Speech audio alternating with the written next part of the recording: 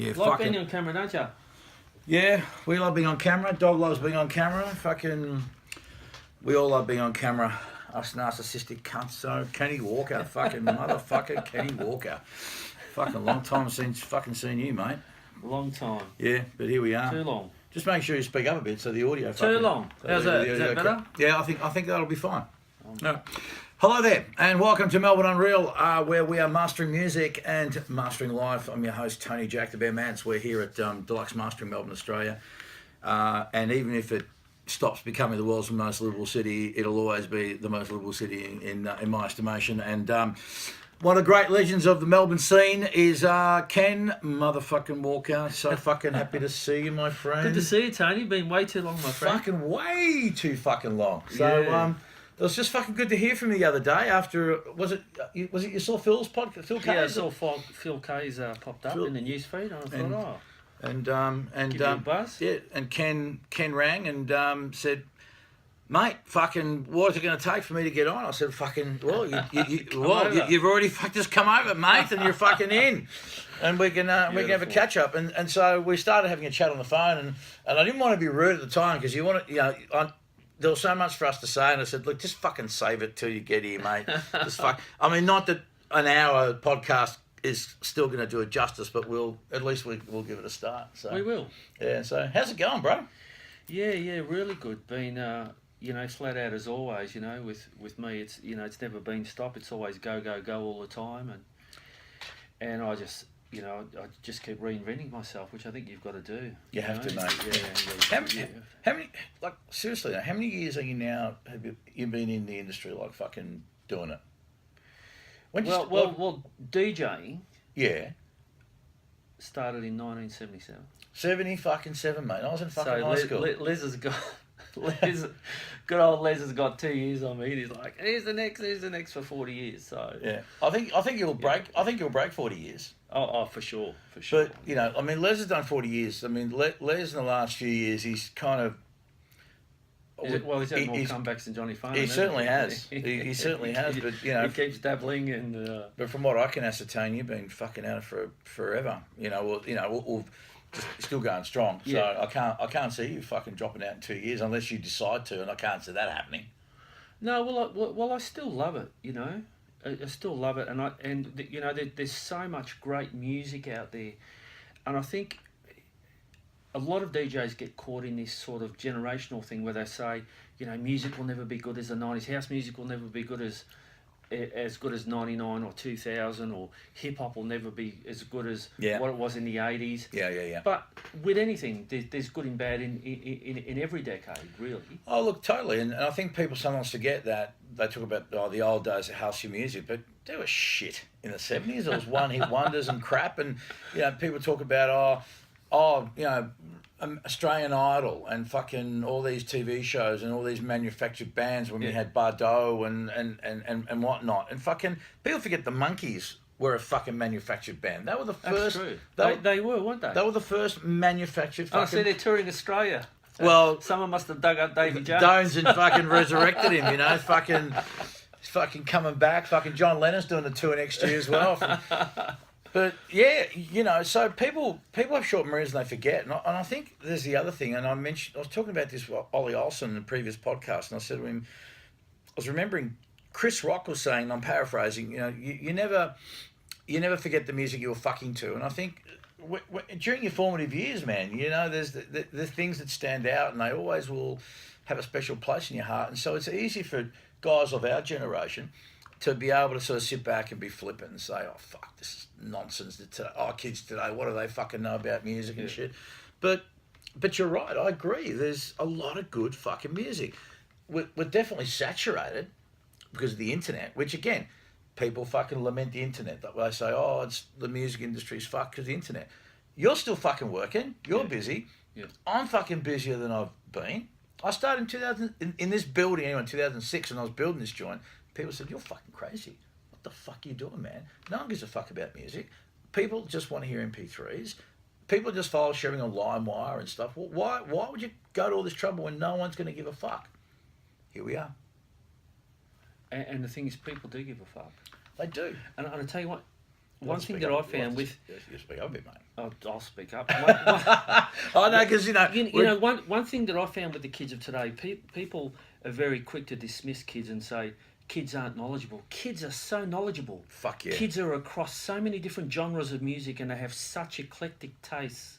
Fucking oath they do, mate. You know, and that's one thing that technology has done, is it's opened up their minds. And, you know, they're not... I mean, they're going right back into old shit. It's crazy. Well, yeah, because kids now, like Gen Ys and X's now, starting out listening to, like, when you, I mean, I don't know about you, but my old man liked music, but he didn't have a big record collection as such. Okay, so I grew up with listening to radio and what was on telly, and he had a few things. But most kids today, the average kid today, teenager, adolescent kid today, has got a parent who does have a record collection for the most part. Yeah. And so they've been exposed to a whole lot more plus into. And you're absolutely right, Ken Walker. Fuck yeah. So here we are. Yeah. No, here we are, mate. So things have changed for you. You've got 3 kids and... Yeah. Or was it 4? 3. 3. No, the kids are great, and you know, I've got Aaron, Daniel, and Brendan, 3 boys, and you know they're all university educated, great kids, and you know you've had a few conversations with young Brendan yourself. Yeah, I have. Yeah. He sort of started off in the industry, and he's DJing, and he's flying now. He's playing in Adelaide and Sydney and everywhere else. So he's following in the footsteps. How do you find he takes to? Because kids usually their parents, it's like when you got something to say, it's like fucking whatever. Has Brendan got, apart from yourself, has he got any other mentors that he can look up, he looks up to, or that he can talk to? Because dads and sons sometimes it can be a bit... Well, I think he's sort of lucky that he's spoken to Ivan Goff a few times. Yeah. He's got, and the thing is, the guys that have been in the scene a long time, the thing is that they're more than happy to mentor the younger kids coming through if they're in the right headspace. Totally. And they're in it for the right reasons. Yeah. They're more than happy. Ivan, Andy Van, Andy J. They'll talk to anyone and help anyone because they're just great. They're just great people. And if a kid's got his head screwed on the right way and in the industry for the right reasons, and I have the same philosophy. If someone's in the industry, for the right reasons, I'm more than happy to help them. Yeah. Sit down and help them out and give them guidance through any aspect of the industry at all. Yeah. I mean, first and foremost, you have to love music, and we got into music stuff because we love music. But I think these days kids are growing up, especially because back in the day, right? I don't think any of us could ever imagine a situation where a DJ could play in front of a crowd of 100, 200,000 people and fucking bank $100,000 plus in the bank, and become a superstar in their own, because I think the 90s really was the time when superstardom that was the beginning of the superstar DJs, big fucking arenas. Well, really, that I suppose to me the first superstar DJ was Norman Cook, Fatboy Slim. He was. Definitely. With that album, he just sort of, went through the roof, and then from there, you had it. I mean, there's been a whole plethora of them, since then that have just, blown up. That have blown up. But, when I first started DJing, and, I had this conversation, we're talking about earlier how I met up with Joe from Central Station, and, I remember in 1980, Madison's nightclub in the city bought the first. I suppose he was the first international DJ to Melbourne, which is a guy called Mario Gonzalez from LA. Yeah. And to us, he was a superstar, and this was a guy that was just used to playing the 500 to 1,000 people. And it's just, back then, you would never imagine that that DJs would become the rock stars. Yeah. Of the future. Yeah. It's just something that you just never imagined.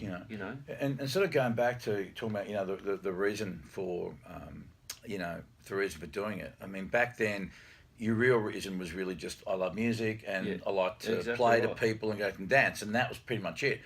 Nowadays, there's more a case of in the last 10 years and that wow, DJing, rock stars, girls, parties. Yeah.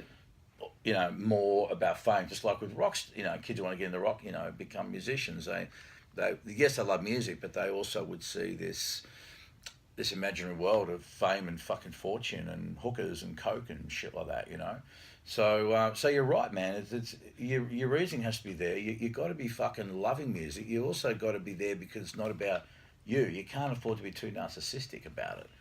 Yeah. Oh yeah. I agree wholeheartedly.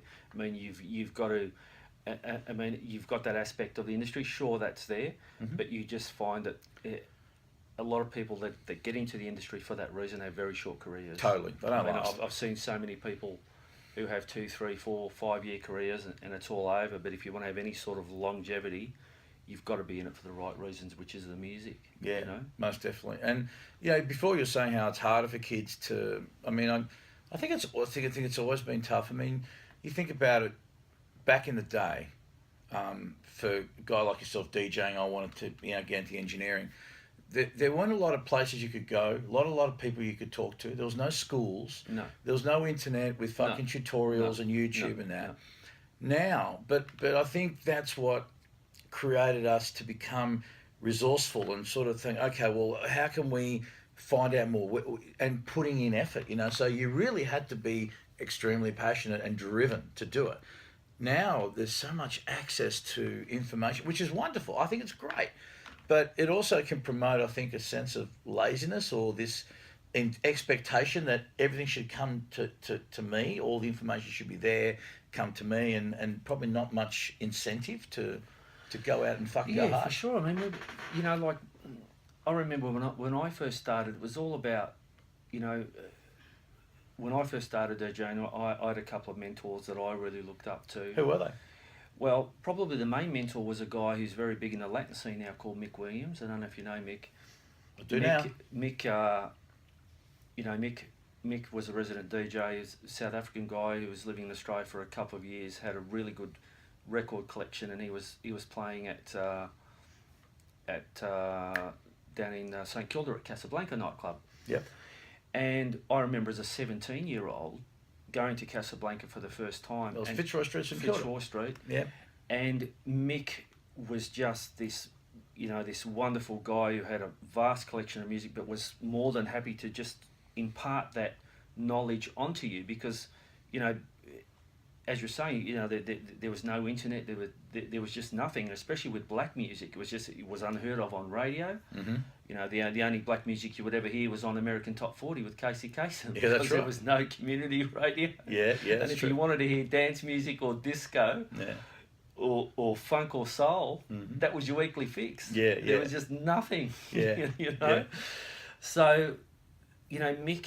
And Mick would pull out a record, he'd play it, and he'd say, "Ken, go and find this record." So I'd do the rounds of the city. I'd go to Disco Oasis in Elstonwick. I'd go to the Mighty Music Machines. Oh yeah, in Chapel, in Chapel Street, and in Puckle Street in Moonee Ponds.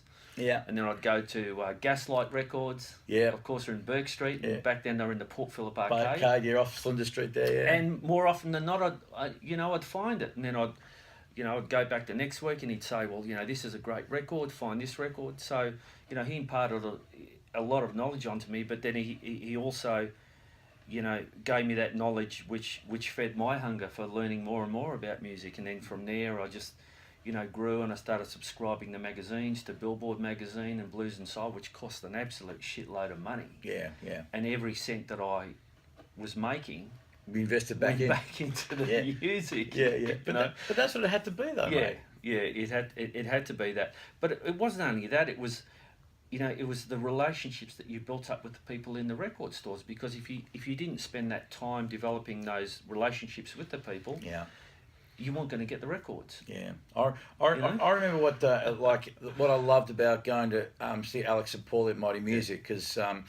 They knew what I was into, and I'm sure they did this to you and lots of people because this is what made them so successful. Yeah. You'd walk into the shop, because they knew you'd be coming in, and before they even said hello, there's a fucking stack for you with a dozen records in there. And check these out. You know, we think you'd like them, and so And that was wonderful. Yeah. It was absolutely wonderful that, you know, and I think that's the one thing I really miss about buying records. I mean, I know it's great, you can go online and buy shit and download and fucking whatever, but mate, there's something really, you said the relationship you should have with these people and the sense of community, because look at Central Station, you know, like, mate, Thursday, I think, if I recall, I think Thursdays was the day that, and people be waiting. Wednesdays and Thursdays, you'd be just there waiting for the shipment. So, and and the the boxes, and you'd help them open the boxes. And fucking everyone be fucking in there and fucking sorting shit through. But the DJs would fucking catch up, and there was this. That's the whole thing. There was a real sense of community. Yeah. And you know, later on, you sort of had your other.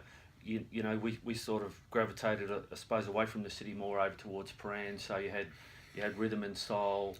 Yeah. You had Platinum Records in Richmond. Yeah. You had Vinyl Pusher, and then you had Central as well, and you had DMC as well. Yeah. Yeah. So you had your sort of 6 or 7 record stores in that little hub, in that little sort of pocket. Yeah.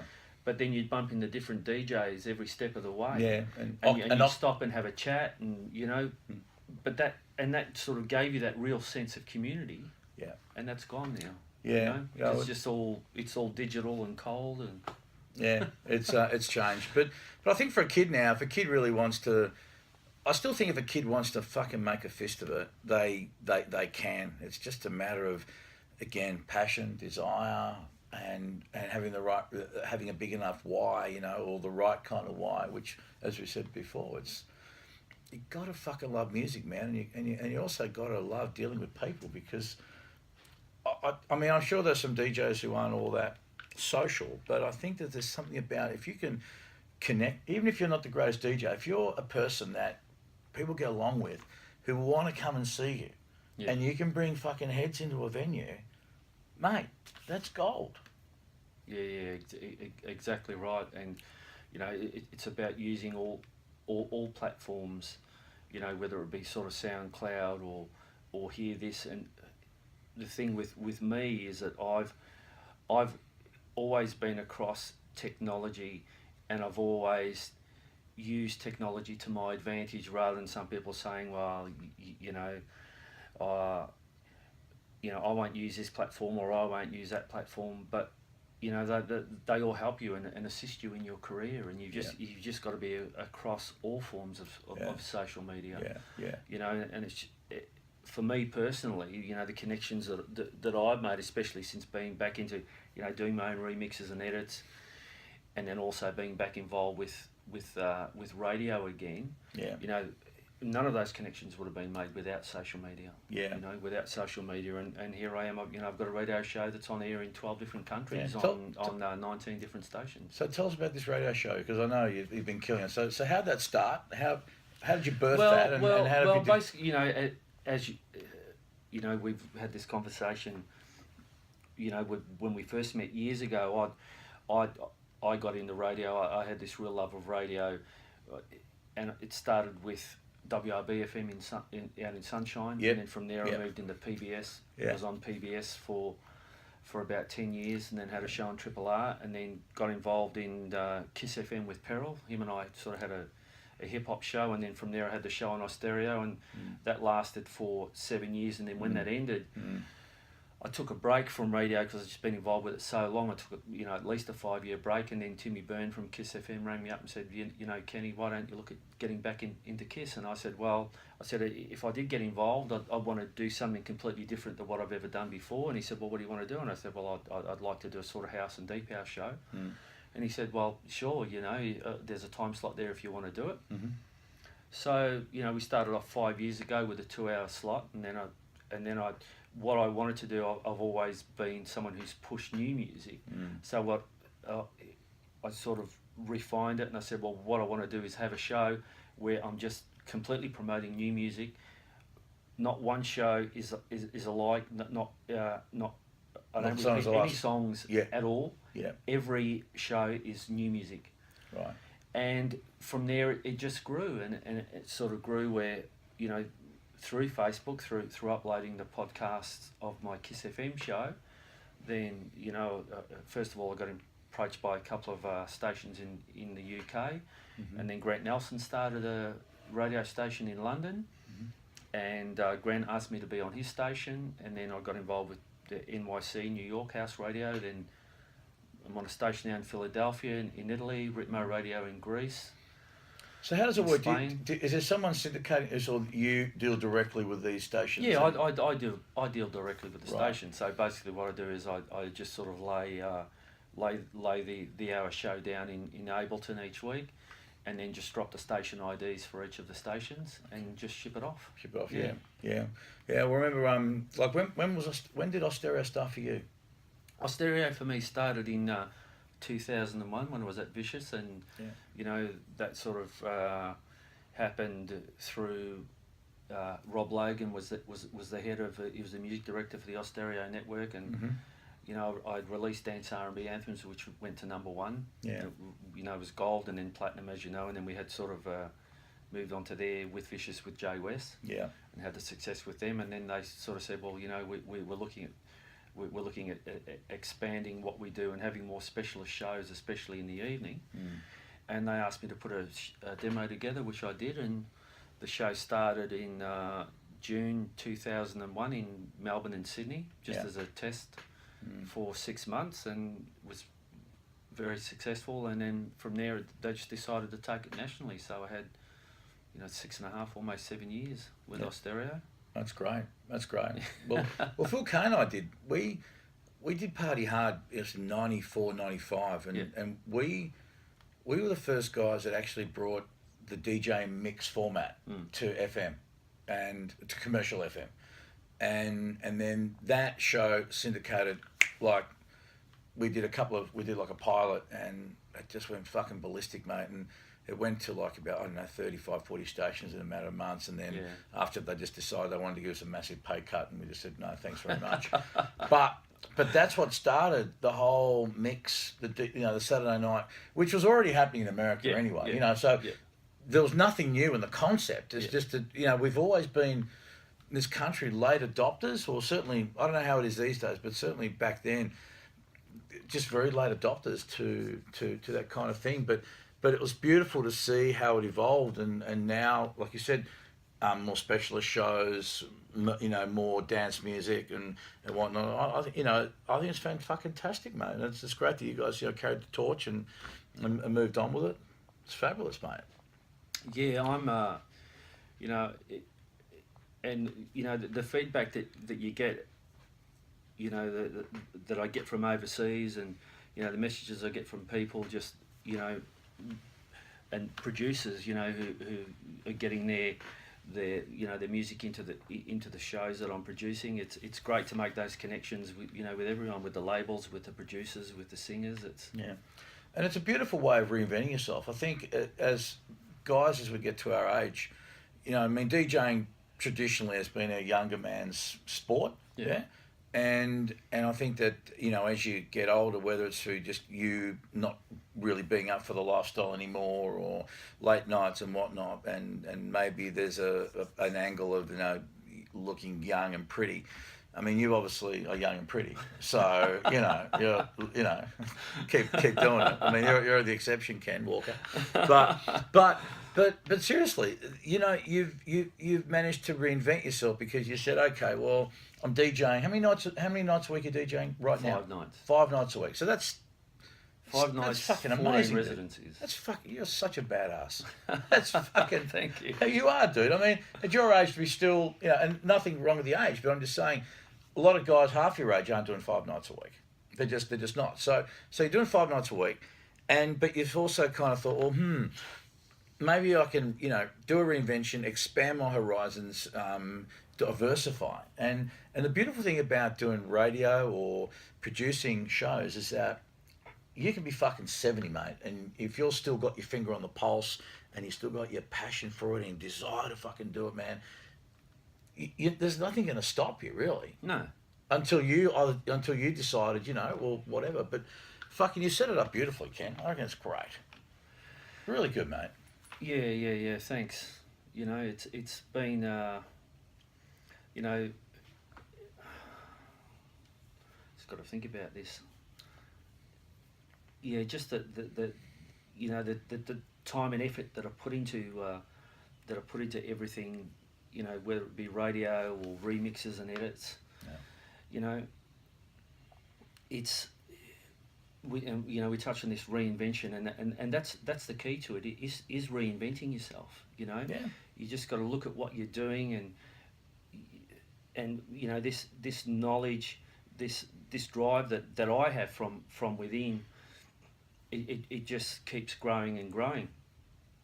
You know, and I had the pleasure 2 years ago to play across in the UK at Margate Soul Weekender, and I think, you know, the difference between here and overseas is that, you know, overseas a lot of the older guys are still in the scene. You know, it's amazing how many of the DJs from the 70s and 80s are still playing. Yeah. You know, but here, you know, I think people have this, you know, they have a different mentality where it's like, well, you know, I'm 40, you know, what am I doing in the scene? I'm 40, I'm 50, and you reach 50, and it's like, well, you know, you can keep going, you know, you can keep going, but you've really got to keep abreast of everything. Yeah.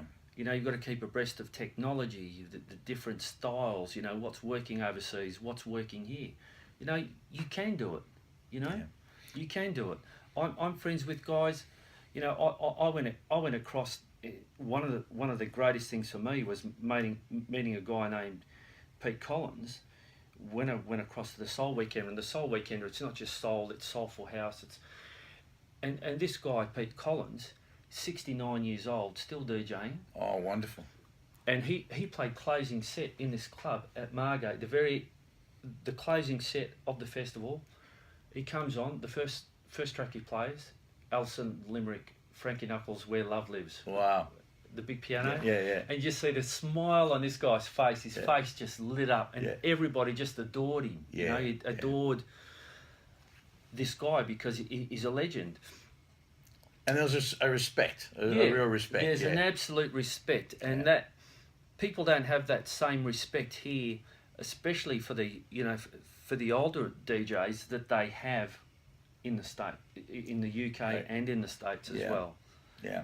You know, that's one thing that is missing. You think that's just a taking it for granted kind of situation? Or maybe because they're just not aware or not up to... I think, you know, like over there, there's a real sense of history, and also giving thanks, you know, to the people who created the scene and started the scene. Yeah. Mm-hmm. But the other difference the difference between the UK scene and the Australian scene, it's almost like people here, they reach a certain age where it's like, well, I can't go out to a club anymore, you know, I'm 40 years old, I'm 50 years old, I can't do this, I can't do that. Whereas, you know, like over there, you know, they have these soul weekenders throughout summer. They have soul weekenders in Ibiza, in Croatia, where you're getting people who are in their 40s and 50s, their kids have grown up, and they've rekindled their love of the music. You know, and it's rekindled their passion, but also the DJs, you know, that were around when they were kids. You know, and they remember them and they go out to see them, and that's why so many, you know, Norman J, all these guys are just working every weekend. You know, every weekend. And there's so many of these guys, and you know, Giles Peterson, and these guys are just working, you know, every week of the year. Whereas you know, really, I'm the only DJ of my vintage that I can think of. Besides, there's a couple of guys in Sydney that are working, which is sad, because there's so much musical knowledge to impart on people, and you just reach a point where it's just cut off. And guys aren't working anymore. Speaking of you know, older cats who are legendary. Andy Glitcher, is he still playing? Do you know? He's still active. Andy moved back up to New South Wales after his show finished on Kiss FM. But Andy, Andy's was a great influence for me, because the music, and to me, Andy was like, he was the same, and I have the same respect for Andy that I have for Stephen Ferris. Stephen Ferris was on Double J back then. And then, but you know, the knowledge that those guys had, especially, you know, with UK soul, and they really opened up everyone's eyes here to, you know, to the whole sort of acid jazz movement in the UK. But again, you know, these guys to me should be national heroes. Yeah, know, definitely. Because they just, you know, I think Andy. I mean, I've met a lot of people that love music, but fuck me, I used to love listening to, and you know, when Glitcher was on Triple J, and well, he was on Triple M as well. yeah, he did. That's right. When that was around the time when that was that takeover, when the Triple J management came, that was just at the time when we all got the arse. Yeah. And so, you know, Andy came on board, and because I think they were trying to create what Triple J was, and on Triple M, which didn't really work. I just don't think they did it long enough, you know. No. And again, people don't adapt to change very well, you know, but if they persevered with it, or if they kind of were a bit more, again, it's easy for me to say as an armchair radio fucking expert, you know, but I still can't help but think that if they just kind of introduced it slowly and let people get acclimatized to it, you know. But the point I want to make about Andy is that he's probably one of the most knowledgeable people when it comes to all kinds of fucking music, that guy. He's an encyclopedia of everything. Absolutely, you know, I mean, he just, and it was obvious because one of the things I loved about DJs on the radio were the guys that played awesome fucking records, but also could tell you about the record, you know, and they could tell you some of the history about the record and some interesting bits of trivia about the record. And Andy was a fucking master at that shit, you know. Yeah. He and that was part of the reason I used to love listening to him, because you got an education. Yeah, that's the whole thing. Stephen Ferris was the same, Andy was the same.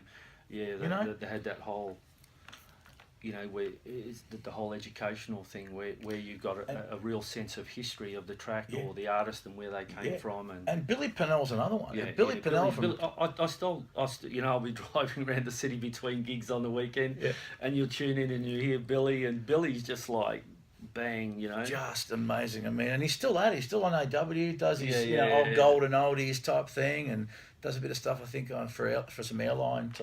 But again, same kind of deal. I mean, man. all those, you know, and for me, you know, we get back to influences, and for me as a youngster, one of the greatest influences on me as a young man was Lee Simon. Oh, dude!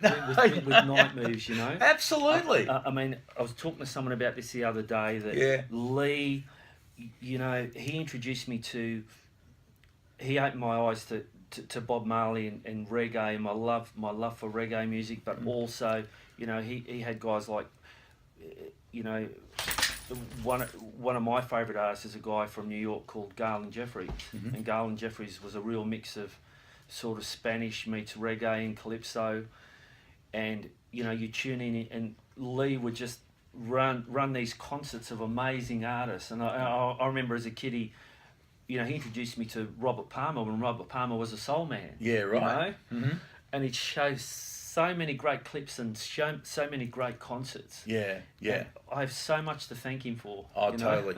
I mean, what a fucking legend he is, man. I remember when I first met Lee, when he was program director at Triple M, and I was going there to fucking go for a job, you know, looking for work, and I'd just come back from overseas, and I was fucking like that dude, because this cunt was my fucking idol, you know, and I'm like, I don't believe I'm in the fucking presence of Lee fucking Simon. Oh my fucking God. And then, and then to think that a couple of years later he was at my fucking wedding, and you know, we'd be fucking, you know, sort of hanging out and shit, and Lee, definitely, man. And how progressive was Night Moves? I mean, it was a late night show that played music that radio, a lot of, you know, didn't always play. I was on Channel 7, and it's a shame. I mean, I don't think we'll ever see anything quite like it, to be honest, again, because of just what was cool about it, because you just didn't have ready access to it. It was cool because and there was something very underground about it, you know, whereas these days, you know, it's not really the case with the internet now, but nonetheless, yeah. Well, you know, that's the whole thing, that, you know, back then, you know, I've had this conversation with people with DJs that I've made friends with in the UK and Europe. You know, the UK especially has always had, you know, their different BBC channels as outlets for music, whereas with us, you know, growing up, it was just such a rock orientated country that you Yeah. just, you know, any other genre of music just didn't get a look in. Yeah. You know, but you couldn't even buy the records. You know, That's right. Locally, you couldn't buy the records Yeah. because the record companies weren't interested in releasing half the product that you were after. Yeah, because radio wasn't touching it, and you No. know, and they weren't.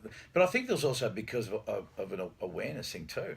I mean, I think the first time I remember any kind of like I remember like when Paul Marinelli was and fucking Andrew, is it Andrew Ramos? Shit, it was on Triple R. Yeah, beats per minute. The BPM. Yeah, yeah.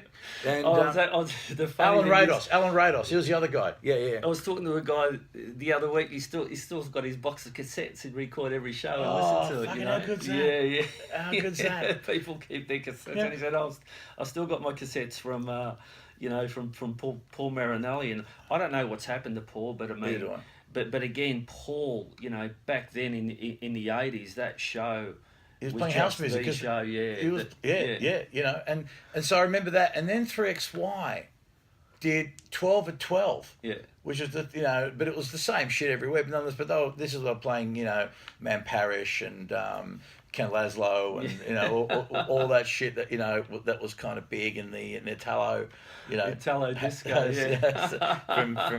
from back then.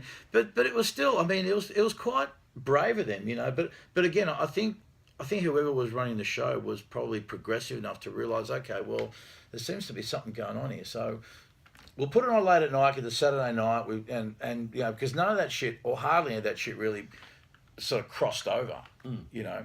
But yeah, man, fucking radio back then, it was, you know, back then I don't think we really realised that what was going to happen here. That these are the seeds planted that was going to set shit up for the future, you know. Yeah. You just look at technology now and how much it's grown and expanded, and back then it was just like you just had to work so much harder. Absolutely. To get to where you wanted to in life, especially musically. But now it's just, you know. So, you know, before you were saying you think it's pretty tough for kids. I think it is tough for kids now. I think more from the aspect that there's a lot more people out there fucking trying to get their foot in the door.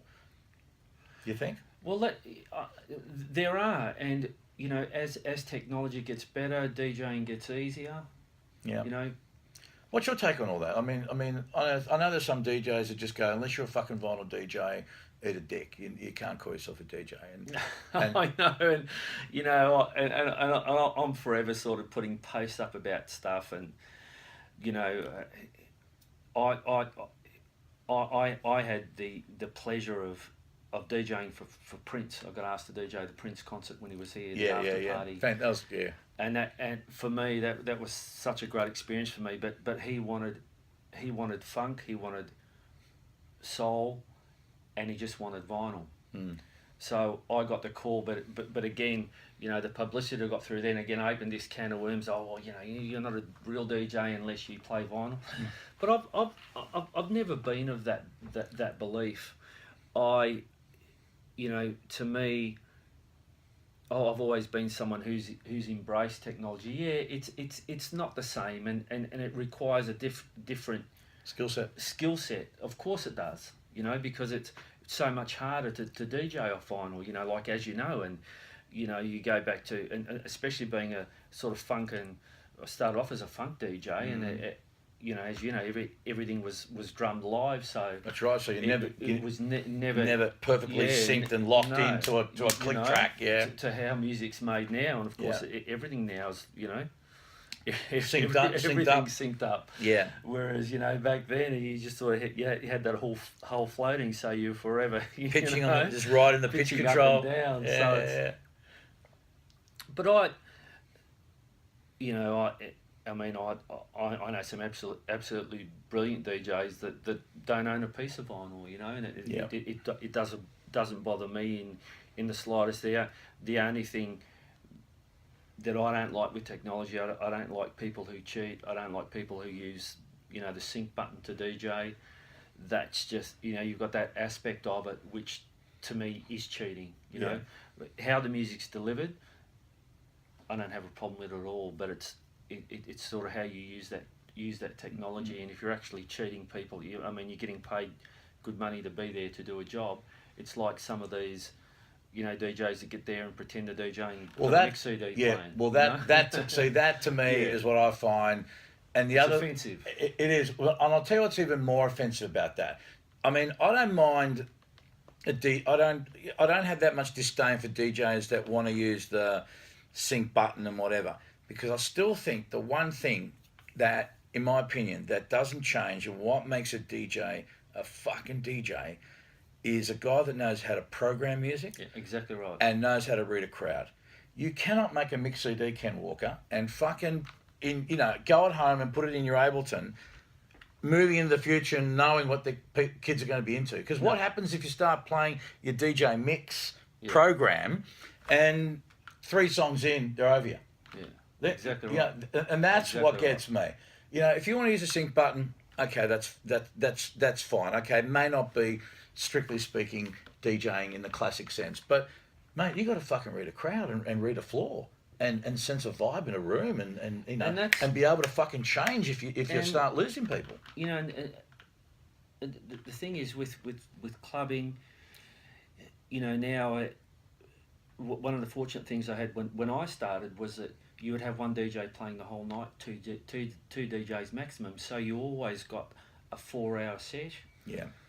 Or minimum 3-hour set. Yeah. And now, the sad thing now for a lot of DJs is they're only getting a 1-hour set. Mm. So they don't have the opportunity to learn that whole craft of DJing or taking people on a musical journey, because it's just not a part of, it's a small part of the scene, but the way that nightclubs are now, it's like they have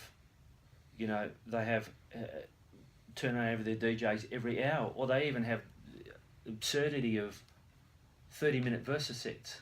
So you get 2 young DJs that'll come on, each one of them will get a chance to play 3 tracks. There's not that's not a journey. That's just dropping records. And then what you also find is that you just get this constant repetition of music where same song gets repeated. You get a lot of DJs and everybody wants to be a hero. Yeah. So more often than not, you'll just get them banging out the same hour of music. So you just got this real repetition. But the thing now is, nights come and go very quickly. Nights where you have real DJs and real selectors, regardless of their age, they're nights that have longevity. Because the thing now is that people are so switched on musically, and punters have this real knowledge of music that if you go out and you listen to a DJ and he's not up to scratch, or his music's not up to scratch, or if he's lazy, because the thing is, if you're going to a music specific night, whether it be a deep house night or a tech house night, you find that the people that are attracted or drawn to those nights, they have a great knowledge of music. Yeah. And you will get found out as a DJ very quickly if you're not on the money, or what you're playing isn't on the money. Yeah, yeah. You know, and that's one difference between, the delivery of music and the technology today compared to 20 years ago, where there was no internet. Yeah. People just, people went to a club and they were fed music. Yeah, they had this real sort of thirst and hunger for music, but it wasn't music that was played on the radio. You didn't have access to it, so you went to see the DJs, and people had this passion. They had passion, but they didn't have the knowledge that they have now. Yeah. People are so much more knowledgeable. Yeah. And you will get found out very quickly. Yeah, absolutely. So what are the plans for the show, for the radio show? You're hoping to expand that out to more stations, or? Well, at the moment, I think the stations that I'm on, that the radio show's on, it's on in prime time in a dozen of the best countries in the world. But to me, it's just, I'm always trying to work out ways to reach more and more people. So I've got the Podomatic, and it's available in iTunes as well. So it's just a matter of just refining it and just trying to work out ways to get it to more and more people. The more people you reach, the better. Yeah, most definitely. And have you ever had, you've had a label, or have you had your own label? Have you done anything as far as having your own? Well, of course. Imprint. I was involved with we started Vicious Urban with John and Andy, and we had success with R&B anthems, and I've done various compilations with all the major record companies. Yeah. But so what's involved in that for you? So let's just say Sony would call and say, listen, we want to put together a funk compilation for argument's sake. So does that involve they throw shit from their catalogue that they're trying to flog more? Do you have much autonomy with that, or do you just consult and throw some other ideas that come from outside of their pool? Well, of course, whichever label you're working with, they want predominantly music from there. So you're basically, aligning yourself. You really have to align yourself with someone who has this depth in catalogue. Yeah. Or, if you've got a specific sort of style or theme to a CD, you've really got to do your research to see what music they control. Mm-hmm. And as you know, that you've got BMG with Castle and Sony BMG now, that they control especially a lot of the older sort of 70s and 80s music, the funk and soul. They control a lot of that music now. So you really do have to align yourself with a major. Mm-hmm. And the thing is that it's what you get out of it, the tracks, so that you have you're putting a credible product out there, which is first and foremost. The product you're putting out in the marketplace, you've got to be happy with what you're putting out there. Mm-hmm.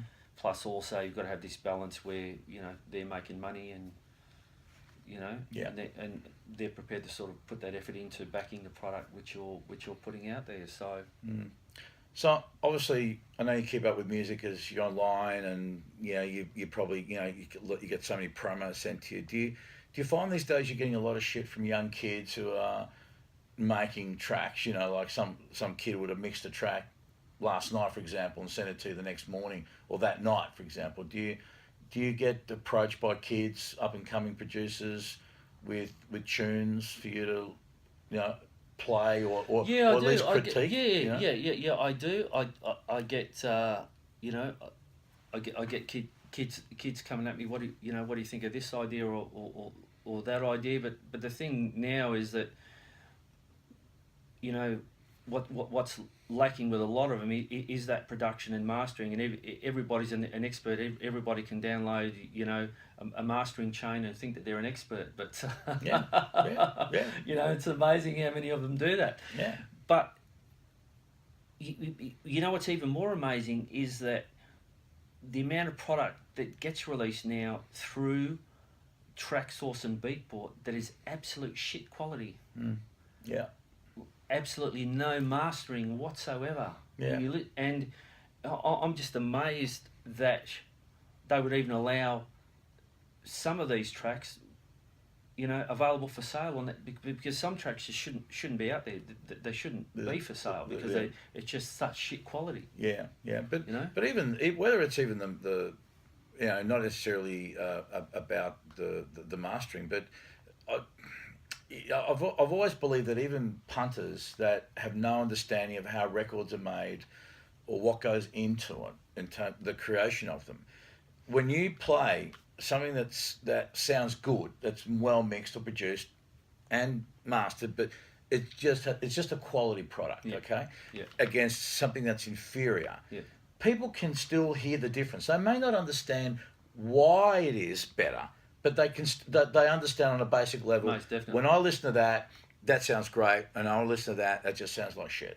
Yeah. So just on that alone, should be enough that people should care enough to make sure that every step of the way is as good as they can. And yes, I understand things take money and all that, but nonetheless, a quality item is a quality item, and money really only comes to you when you provide value, and I think that's where the value is. And people just, again, not guys like you and I or industry guys that understand the process, but just kids who have no idea. They just know the music rocks their world, and when it sounds better, it's just an added thing, isn't it? That just most definitely. When you get a hold of a beautiful, well crafted and well produced track, it's just it makes a difference. Nothing better. It just makes a good song great, and it enhances the experience of listening. Exactly right. And whatnot. And look, I've always maintained that throughout whatever time we've been in, there's always going to be a certain level, a certain amount, and maybe a minority that will strive for it to be fucking good. And thank God that's the case, because I think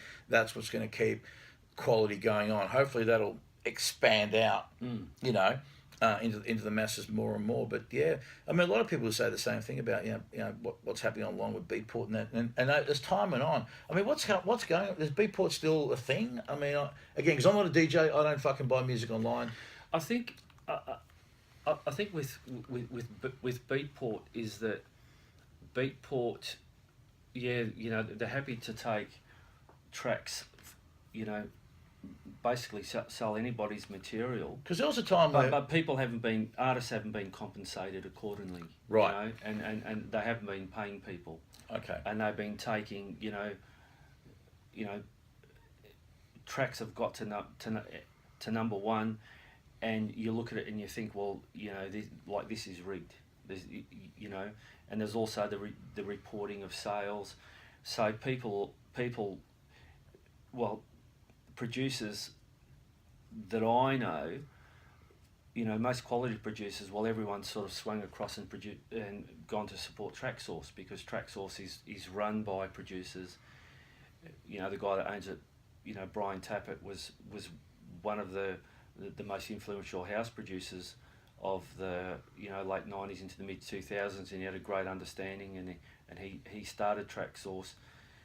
But again, producers and artists have swum back, and more, although Beatport has that, they put so much money into the sort of marketing side of it, to get people to buy the product. The actual producers prefer to be with TrackSource over Beatport, and I think that's been sort of Beatport's downfall as well. They've been quick to sort of take product from the artist, but as far as giving back to the artist, no, they don't give anything back. Yeah, it's a shame. Yeah, because I remember there was a time when I first started. So I remembered getting on the Beatport was a real badge of honour, because you had to go through this process, and you had to be an established label, and they really were wanting serious people that were into it. So what you're saying is, right now, I could make a track and I could get onto Beatport. Yeah. Pretty much just like that. Yeah. Yeah. But you're saying they're not giving. Unfortunately, they're not giving back to a lot of people, and yet they're getting really fucking rich. And sad is it for artists. It just seems to be the way that even during the so-called, halcyon days of the 70s and 80s, when there was record sales and shit going on, artists still didn't make money back then, dude. I don't think, I mean, they're probably making less now. And I think that's the thing, people say, the industry's going nowhere. But here's the thing, artists are always going to create.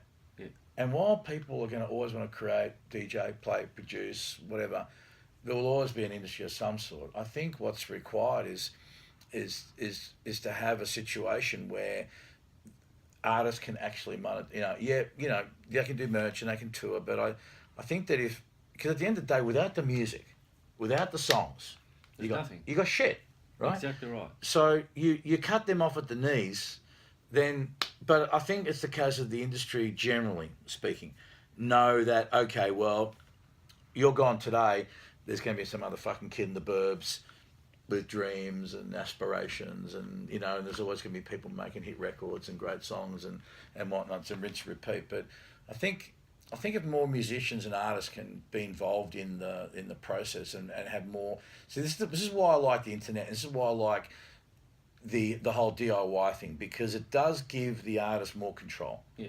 And I think the key is really marketing and distribution. Yeah. And so that they can sort of, again, they're not going to be holding the people telling them, well, listen, Ken, we only sold 50 copies of your record, when in fact they probably really fucking sold 5,000, and maybe they pressed up from overseas in some fucking dodgy fucking pressing plan and sold those as well, where you have no fucking idea. Exactly right. You know what I mean? I mean, that's a fucking old party trick, that one. Because the thing is that the whole you know, the whole sort of digital delivery world, you know, and now we've got this whole thing of, you know, downloading versus streaming. And what's your thoughts on that? well, it's, you know, I believe artists haven't been compensated correctly via streaming. There's so much streaming going on now that whole area has to be seriously looked at, because it just, you know, there's people making serious money out of it, but not the artists. Yeah. You know. Yeah. Not the artists. So it's just getting your whole sort of head around technology, but making sure that artists and songwriters are compensated accordingly. And I don't think the current model, the way that it is, that artists are being compensated. Yeah. You know, which is sad, because in the end, you know, the artists and the musicians are the ones making the music, but they seem to be the people making the least amount of money out of it.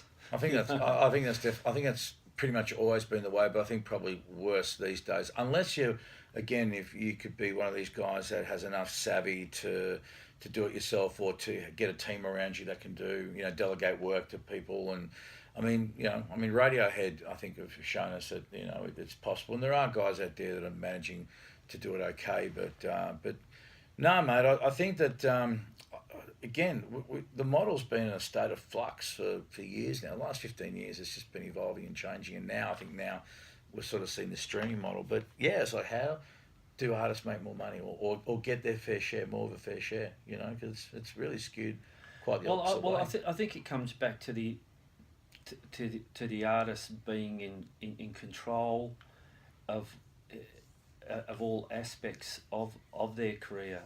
You know, the digital side of it, but also the merchandise side of it as well. You know, and if you look at any of the successful artists, you know, across all generations, and I suppose you look at sort of Gene Simmons with Kiss. The Gene Simmons was always in control of everything, of the merchandising, the marketing, just so switched on. But even you look at, in the hip hop world, you look at Dr. Dre and you look at Jay-Z, and again, they've always been in control of everything. They've been, you know, they've had control over every aspect of what they do. They've controlled it with an iron fist. Yeah. And as hard as that is, of course, you know, they sort of started off with nothing and built their careers, and I suppose a lot of artists don't have that power, but I think you have to keep control of your integrity, and it's very easy to sign rights away without, you know, knowing what you are signing away. You've got to know what you're signing away and what you're agreeing to, you know, because it's. And I think that's just lack of entrepreneurial skills. I mean, I think there's guys like JD and Diddy and Dre, you know, they I think because they probably would have got burnt and shafted too, they learnt the hard way, and then they said, right, we're going to start taking more control over our career. But also in terms of them marketing themselves into, you know, fucking clothing and fragrances and all these other fucking items that have their brand, and understanding that now you're a brand. Yeah. You're a fucking brand now. You're not just an artist and a DJ, but you're a fucking brand. Yeah. And I think sometimes people think, oh, that's a real fucking wank thing, or I'm an entrepreneur, that's a wank thing. But the reality is you are. Yeah, and I think you have to be, especially if you want to start making some fucking coin. You need to have some of that fucking acumen behind you to do shit. And the thing is, we both know a lot of artists from the 70s and 80s, and a lot of them are broke. Fuck yeah, man. A lot of them are broke. You know, they pumped out some great records, but the actual monetary return is shit house. No. And I think, we've seen so many musos have gone into their 50s and they're piss poor broke. You know, their health is bad because just, you know, through the industry they've just kind of allowed themselves to fucking fall over. And I can understand why, but I think that's also why we've seen a proliferation of all these fucking reunion tours. You know, artists who are out of their contractual obligation, and they said, right, fuck it, now we can go on tour, we can fucking play our songs, we can release those recordings, or we'll go and re-record them, what have you, and they can actually start having a fairer share of what was rightfully theirs. But like you said, that's the thing. Bad management and them just signing shit away, you know, and being managers ripping them off, which sadly most of the times they're fucking mates. Yeah. Right? Exactly right. And being completely fucking shafted. And also it's an industry, the music industry really, for the most part, for years, you know, was really, who was it run by? Lawyers and accountants. Yeah. You know? And they're the ones that made the money out of it. Absolutely, because they fucking had the acumen and were able to, you know, take advantage of kids who, you know, selling them the dream. And these kids went on tour and they got to play, you know, record with their favourite producers and go to the studios of their dreams and that. But when they came back, dude, all they came back to was a fucking debt. Oh, by the way, you know, that limo that you drove in, well, that cost that much. And that PR party, which had, you know, this and this and this. And oh, that Coke that we had, oh, by the way, you know, just... Yeah, and so they end up with a real fucking headache at the end of it. Yeah, and you know, me personally, I've always been of the firm belief of an artist, you know, having this, you know, a right and a wrong path, and you know, musically how to sort of kickstart their career and move on to it, and you know, we talk about all these TV shows, and you know.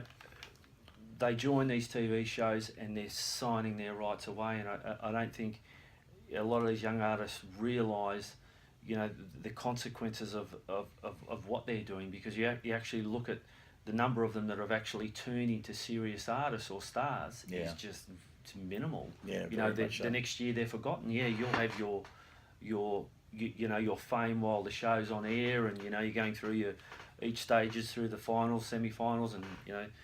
And then you win, but how many of these have actually turned into serious careers? You know, probably Guy Sebastian's one of the very few that probably, you know, who, you know, he's kind of gone to certain different areas, but from that Australian Idol thing, probably the only one I know.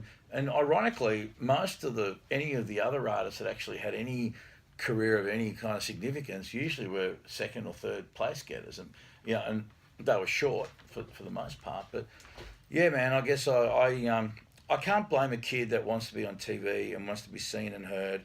But again, it comes down to this whole why thing. You know, it's like, why do you want to fucking be an artist? You know, why? If it's because you want your 15 minutes of fame, that's all it's going to be, 15 fucking minutes and not a second more. And that's all you get, because you get one shot at it, really, don't you? And that's it. You know, unless again you can reinvent yourself and you can be someone that isn't in the limelight, who, you know, you could end up like a music director on a TV show, or you could work in other areas. No one's going to fucking know you or hardly know you. But again, if it's fame that you want, you're not going to be interested in that, because you want to walk down the street and there cunts fucking chasing you, wanting autographs, and you know, throwing their fucking panties at you and all that shit. Like lots of girls do still for you, Ken Walker, as you walk down Chapel Street. Oh, I don't think so, Tony. Yeah, I'm just having a bit of a joke. I know you are. Just being jocular, my friend. Yeah. Well, Mr. Ken Walker, fucking hell, man, how good has it been to fucking catch up with you? It's been amazing, you know. It's been amazing, and I've so much respect for you, and you know what you've done in the industry, and us, you know, us older guys like you and I and Les, you know, we're straight shooters. We tell it like it is. Yeah. You know. Yeah. Well, that's what you've got to do. I will get Les on the show. I think that there's one thing I've learned, Ken. I've got to be honest. I think this is something I learned much later in life, and that is there's something about. I mean, I've always been an authentic person, but I think as you really become more authentic, more doors open for you, and I think that's the key. And I think there's one thing I try and tell kids. I say, look, just fucking be yourself. Yeah. Just fucking be you. Because you are you. You are you. You know, when we can all be influenced by other people and we can admire other people, but I think once we start to want to wear their coat, and people pick up on that. And I say this to my son. I say, make the music that you want to make. You know, don't make something because it's, you know, it's gone in this direction, it's gone in that direction. Yeah. Just, you know, be yourself. Yeah. Just make music that you want to make, because in the end, that's what's going to make you happy. Yeah, that's it. And then you can make music from that place of real creativity, real joy, real happiness. And I think that comes across. I mean, we all can hear things instinctively and sense this is honest. You know, there's something real about this. I'm connecting to something, as opposed to, yep, this sounds contrived. This sounds it's all put together and manufactured. Now, if you're one of these guys who wants to go down that line. But if you're honest about that and say, listen, I'm now going to do this because, but then don't get frustrated. People don't fucking get to it and don't, and I don't think you can do it for too long because, again, if it's not you and it's not coming from that honest place, you just have to be you. You won't fucking last, dude. Anyway, Ken Walker. Thank you, Tony. Fucking come here, man. Pleasure. Fucking always fucking good to see you, bro. It's been way too fucking long. Same. We'll have to see each other again soon and, We will. try and keep in touch because one of the beautiful things about this podcast, dude, is that I've just had the opportunity now to fucking reconnect with people I haven't seen for a long time. And I think, as you get older, I think you just get a bit more mature and a bit more fucking level-headed and you kind of drop, you're more being authentic and more... But we're not grumpy old men, are No, we? we're definitely not grumpy and definitely not jaded. And that's refreshing, No, I know, man. I know. Because so many of our predecessors have just gone fucking by the wayside because they get jaded because you realise that they're not in it because they love it with a passion and they will only stop kicking and fucking screaming, or when they just fucking draw their last breath. Yeah. Or until someone comes along and will say, listen, you know what I mean? You just pretty much can't produce anymore because you're not able. And that's what's got to drive you. Passion has to drive you. Fuck yeah. If you have that passion, you can have that, and that's what drives me is my passion for not just funk or soul, but for dance and house and rock and just music, man. Music, music and the craft and the craft. I mean, to DJ 5 nights a fucking week, put together a radio show, still go out and spend money on fucking music, and still enjoy music for the sake of music, not just for the fact that it's a study and it's an education, and some things you'll tend to buy because it's like, okay, I want to buy this because I want to fucking understand better a production technique or a sound or a texture or whatever, but just being able to fucking sit down, listen to a fucking record, and just enjoy the music strictly for the sake of its fucking great music. Yeah? Yeah, that's it. That's what it's all about. Totally. All right, mate. Once again, Thank buddy, you. it's been fucking great to see you, buddy. We'll see you again soon. Thanks, So, Tony. thank you to Mr. Ken Walker. Thank you to you guys for checking us out. And I'm going to check out by saying, as I always do, please remember to be nice to each other. But more importantly, please be nice to yourselves. Okay, I love you, motherfuckers. You guys are the tits. I love you guys. See you later. And that, Ken Walker, is how we do a fucking podcast. It is, my friend. And it's all fucking over Red fucking Rover.